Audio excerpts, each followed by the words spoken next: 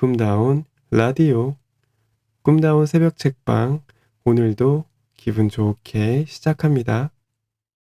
부자들은 대부분이 네 번째 일을 하는 사람들이다. 그러나 주의사항이 있다. 한창 잘 나가던 사람이 갑자기 알거지가 되는 경우 역시 이 부류에서 제일 많다. 사업이 기반을 잡으면 가족이 살고 있는 집만큼은 사업의 성패와 무관하도록 만들고 아예 없는 재산으로 생각해야 한다. 사업체의 시제도 직접 챙겨야 한다. 특히 가장 잘 될 때가 가장 망하기 쉬운 때라는 것도 잊지 마라. 다섯째, 같은 일을 반복하지만 그 영역이 조금씩 더 넓혀지거나 하던 일이 다른 일로 바뀌는 일이 있다.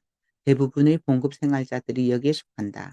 이런 봉급 생활자는 끊임없는 자기 개발을 통해 자기 몸값을 계속 비싸게 만들어야 한다. 첨단 직종이나 컴퓨터 관련 직종의 경우는 물론이고 다른 일반 직종에서도 신입사원 당시에 갖고 있던 지식 수준을 계속 유지하기만 한다면 대출 대상 1호가 된다. 우선은 자기가 하고 있는 일에 귀신이 되면서 상급자가 하는 일들에 대해서도 관심을 갖고 사장과 눈높이를 맞추고 시야를 넓혀야 한다. 언제 떠날지 모르는 직장이라고 하여 등한시하면 절대 안 된다. 직장에서 일을 제대로 배우지 못하면 사회에 나와 독립하기가 어렵기 때문이다.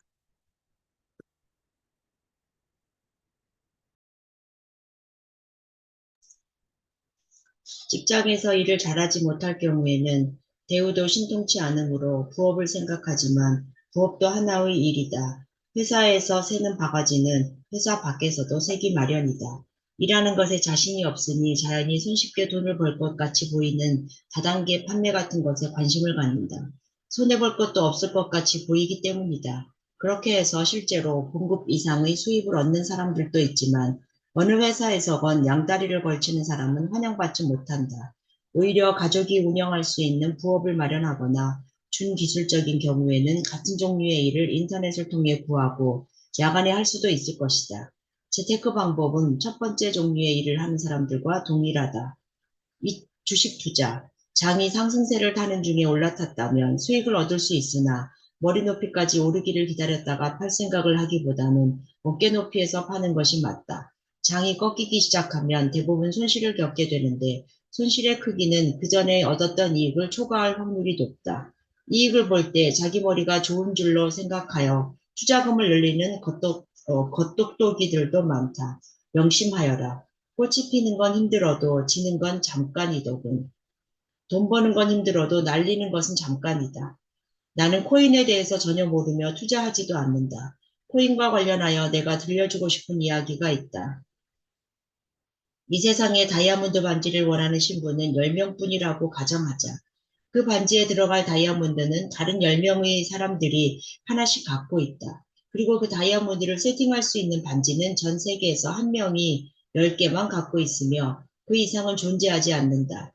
다이아몬드 소유자들은 단합하여 반지 소유자에게 다이아몬드 한 개에 대한 대가로 100만 원씩 달라고 요구했다. 반지 소유자는 그 가격이 터무니없어서 10명의 신부 중 일부는 다이아몬드 반지를 포기할 것임을 주장하였으나 통하지 않았다. 그러자 반지 소유자는 다이아몬드 소유자 10명을 한자리에 모아놓고 그들 앞에서 자기가 갖고 있던 반지 10개 중 하나를 망치로 부서뜨렸다. 이제 세상에 있는 반지는 9개뿐이었고 다이아몬드 소유자 10명 중 1명은 다이아몬드를 팔 곳이 없어졌기에 그 10명은 모두 자기가 그 한 명이 될 가능성을 생각하여 희망 가격을 서로 내리기 시작하였다. 이것은 왜 농산물이 조금이라도 과잉 생산되면 가격이 반값으로 떨어지고 생산량이 조금이라도 모자르면 가격이 확 올라가는지를 정확히 설명하여 주는 이야기이기도 하다. 내가 볼 때 코인이나 NFT는 사고 싶어 하는 사람이 계속 생겨야, 즉 앞으로도 계속 오를 것이라는 믿음이 계속 존재하여야 가치가 유지되는 것인데 그 게임의 주된 투자자들은 영끌로 표현되는 계층이고 부유층은 아니기 때문에 가치의 급격한 추락 시점이 필연적으로 올 것이라고 믿기 때문이다. 달러 투자는 환차익에 대한 세금이 없어서 나도 계속하여 왔지만 해외에서 들어오는 달러 수입이 계속 있다 보니 저절로 하게 되는 것일 뿐이지 오래전부터 나는 투자의 무심한 상태를 지속하여 왔다. 이미 갖고 있는 것으로도 충분한 왕검이라는 것을 스스로 알고 있기 때문이다. 좋아하는 일이라고 섣불리 하지 마라. 윈스턴 처칠은 인류화가였다. 그림 그리는 것을 꽤나 좋아하였기에 내가 천국에 가면 최초의 100만 년은 그림을 그리며 지낼 작정이다 라고까지 말했다. 그는 심지어 피카소를 자기보다 더 아마추어라고 말한 적도 있다. AP 김종필 역시 인류화가였었고 르네상스 당시의 화가 르누아르의 소품 장미 이외에 많은 작품을 소장하고 있는 것으로 알려져 있다. 장폴 샤르트는 전업화가와 일류화가의 차이를 예로 들어 전문성과 딜레탕티즘을 명확히 구분했다. 예술을 취미로 좋아하는 애호가들로서는 결코 도달할 수 없는 경지의 예술의 세계에 존재한다는 것이다. 그러나 그의 생각과는 달리 일류화가가 전업화가 이상의 경지에 오르는 경우를 우리는 얼마든지 찾아볼 수 있다. 본래 파리의 증권 중개사였으며 일류화가였던 폴 고갱이 그 예이다. 다니던 증권사가 파산하는 바람에 매일같이 그림을 그리게 되었지만 그의 그림은 친구 고우의 그림들이 그랬듯이 팔리지 않았다. 아내와도 헤어지고 고우와의 우정도 버리자 그는 타히티에서 원시 그대로를 찬미하며 유럽의 물질주의를 경멸한다. 전직 증권 중개사였기에 물질주의의 종말을 누구보다도 더 잘 알고 있었을지도 모른다. 그래서인지는 몰라도 그의 대표적 제목은 우리는 어디에서 왔고 무엇이며 어디로 가는가이다. 앙리 루소 역시 가난한 하급 세관원 출신으로 본래 이리화가였다가 49세부터 비로소 전업 화가가 되었다. 화가가 되기 위한 전문적인 교육은 전혀 받지 않았던 그는 단순한 색채와 뚜렷한 윤곽으로 밀림 속 온갖 식물들의 잎새 하나하나까지 다 묘사해내었고 20세기 미술사의 한 획을 그은 선구자가 되었다. 그림 그리는 것을 좋아하는 일요화가였다가 전업화가가 된 사람들을 나는 행복한 사람들로 믿는다. 좋아하는 일을 하게 된 사람들이기 때문이다. 사실 사람들은 좋아하는 일을 사실 사람들은 좋아하는 일을 하라고 한다. 국어 사전을 보면 전문으로서가 아니라 즐겨서 하는 일, 좋아서 하는 일을 취미라고 정의한다. 좋아하는 취미가 직업이 되고 먹고 살 수 있게 된 사람들은 그래서 행복하다. 보도 셰퍼는 경제적 자유로 가는 길에서 사람들은 돈이 없기 때문에 좋아하지도 않는 일을 하게 되고 그런 일을 계속하는 한 돈도 벌 수 없다고 말하면서 몰두하고 있는 취미를 바탕으로 경력을 쌓으라고 추천한다. 그림 그리는 것을 좋아한다면 일요화가로서 경력을 쌓아가다가 나중에 전업하라는 의미나 마찬가지일 것이다. 하지만 그렇게 할 수 있는 사람들이 과연 얼마나 될까? 몰두하고 있는 취미를 취미 이상의 단계로 끌어올리지 못하는 사람들도 조직일 수 있고, 심지어 특별하게 좋아하는 취미조차 없는 사람들도 수없이 많지 않은가. 다행히 또 나는 호기심이 많아서인지 상당히 많은 취미들을 갖고 있다. 그중에서 가장 좋아하는 것은 중학생 시절부터 음악을 크게 듣는 것이다. 그래서 좋은 오디오를 갖추고 마음껏 음반을 사는 것이 희망이었다. 하지만 배고팠던 시절 내가 음악 감상을 좋아한다고 해서 할 수 있는 일이라고는 음악다방 디스크 자켓뿐이었다. 그 월급 가지고서는 10년을 모아도 마음에 드는 오디오 세트 하나 장만할 것 같지 않았다. 즉 내가 좋아하는 일을 한다고 하면 평생 고생문이 훤히 보였다는 말이다. 당신이 좋아하는 것은 무엇인가? 영화를 좋아하는가? 여행을 좋아하는가? 골프를 좋아하는가? 만화를 좋아하는가? 춤을 좋아하는가? 게임을 좋아하는가? 채팅을 좋아하는가? 스포츠 경기 관람을 좋아하는가? 그 좋아하는 일의 경제적 가치를 생각하고 자신이 그 일을 남들보다 얼마나 더 잘할 수 있는가를 반드시 생각하라. 물론 경제적 대가를 전혀 기대하지 않는 채 자기가 좋아하는 것에 미친 듯 몰두하는 사람들도 있다. 오타쿠가 그들이다. 오타쿠는 원래 일본어에서 당신, 댁을 뜻하는 2인칭 대명사이다. 그러나 현대적 의미는 이상한 것을 연구하는 사람, 별것도 아닌 일에 지나치게 몰두하는 사람이다. 어떤 것을 광적으로 즐기는 마니아 수준을 훨씬 뛰어넘으며 특정 분야에서 고도의 지식을 지니고 있다. 당신이 오타쿠이건 마니아이건 취미 애호가이건 간에 경제적 가치가 별로 없는 것을 좋아하지만 그것에 행복이 있다고 믿는다면 다음 세 가지 길 중 하나를 택하여야 한다.